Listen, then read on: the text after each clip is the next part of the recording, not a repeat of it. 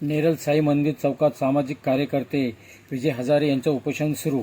4 वेळा उपोषण केलं, मात्र ही 5वी वेळ आहे। आता माघार नाही, आता कागद नको, कारवाई हवी।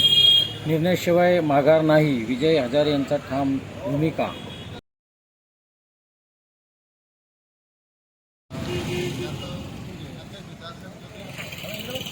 बारा मागण्या, प्रशासनाकडून ठोस निर्णय, विजय हजारे यांची अपेक्षित। प्रशासनाची भूमिकेकडे लक्ष। प्रशासन अनधिकृत बांधकाम तोडणार का?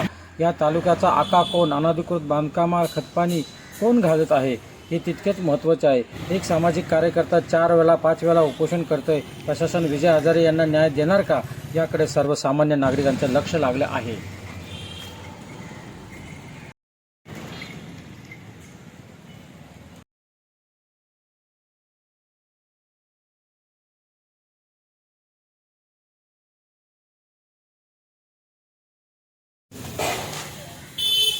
अनधिकृत बांधकामं झाली आहेत आणि सुरू आहेत।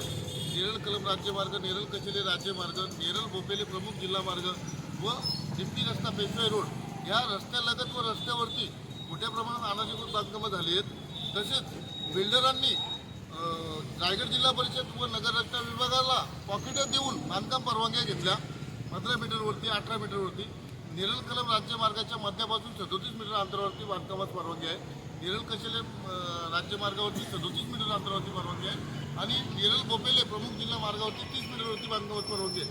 परंतु बिल्डर लोकांनी आतले रस्ते दाखवून राज्यमार्गालगत आपण पाहू शकता की गेटापासून जर तुम्ही आले तर किती बिल्डिंग रस्त्यालगत आहेत देविली पुलापर्यंत। या सर्व बिल्डरांनी मध्यमवर्गीय नागरिकांची, कुटुंबांची फसवणूक करून तिथं त्यांना फ्लॅट विक्री केलेले आहेत आहे आणि ती इमारत ही सरपंचांच्या नावावरती सरपंचांनी बांधलेली। तशा प्रकारच्या नोटिसामध्ये पण तिथं नाव आहे सरपंचांचं आणि त्या इमारतीमध्ये शाळा सुरू आहे। तर ती शाळा अधिकृत आहे अनधिकृत आहे त्याची चौकशी करण्यासाठी मी सतत गटविकास अधिकारी यांना हे करतोय आणि गट शिक्षण अधिकारी यांना फोनद्वारे माहिती घेतली। तर गट शिक्षण अधिकारी बोलले की केंद्र प्रमुख येऊन त्यांनी पाहणी केले। कोणतरी पांडे म्हणून आहेत, त्यांची ती शाळा आहे। तर बोलत ती पांडे आहेत तर कोण आहे? शाळा असा अनधिकृत बिल्डिंगमध्ये चालवण्याचा अधिकार आहे का? त्याच्यावरती अद्यापर्यंत कारवाई का करत नाही?